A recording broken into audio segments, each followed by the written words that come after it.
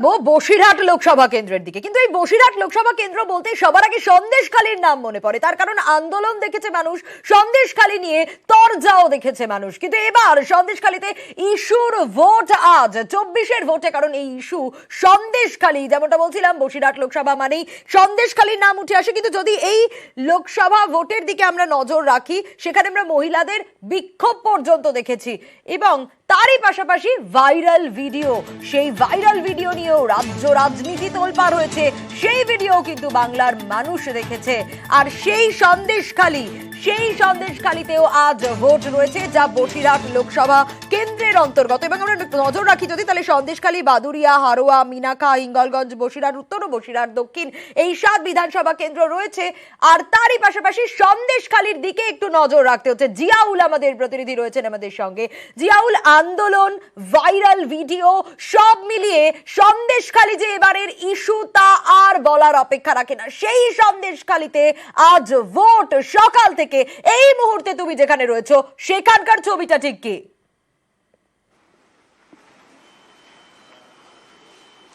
দেখো, আমি এই মুহূর্তে রয়েছি বসিরহাট পঞ্চাননতলা হাই স্কুলের 154-55 নম্বর বুথের সামনে।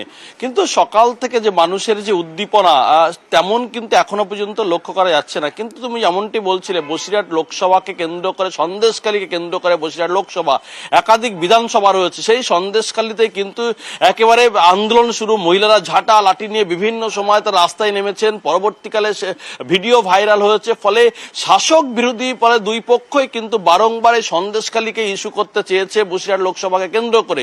এবং গতকাল রাত্রে তুমি যেমনটি বলছিলে যে এর আগে দীর্ঘদিন ধরে আমরা দেখে আসি সন্দেশখালী বিভিন্ন সময় মহিলারা ঝাঁটা লাঠি নিয়ে বেরিয়েছে, রাস্তায় আন্দোলন করেছে। কিন্তু গতকাল রাতে, তো ভোটের আগে রাত্রেও, সেই বেড় মজুরেও কিন্তু সেখানে নতুন করে আবার মহিলারা ঝাঁটা লাঠি নিয়ে বেরিয়েছিল।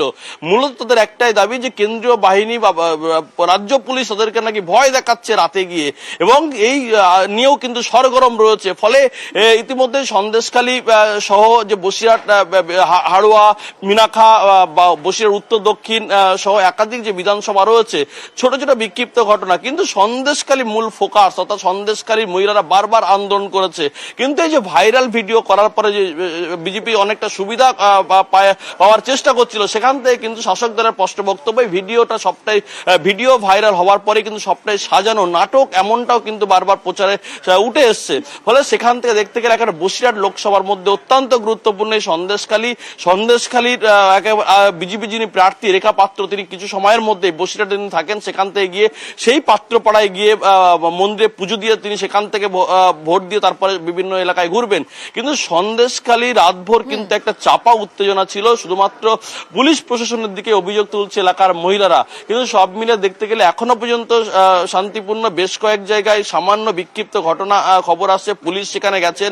পুলিশ দ্রুততার সঙ্গে কোন রকম যে অপ্রীতিকর ঘটনা না ঘটে তার জন্য পুলিশ অতি সতর্ক, প্রশাসন অতি সতর্ক, কেন্দ্রীয় বাহিনী অতি সতর্ক। তার কারণ আমরা এই মুহূর্তে রয়েছি বসিরহাট পঞ্চাননতলা 154-55 নম্বর বুথ। এখানে কিন্তু মকপল পর্যন্ত কেন্দ্রীয় বাহিনী কোনো সংবাদ মাধ্যমকে ভিতরে ঢুকতে দিচ্ছেন না। তার কারণ এতটাই মোবাইল নিষিদ্ধ।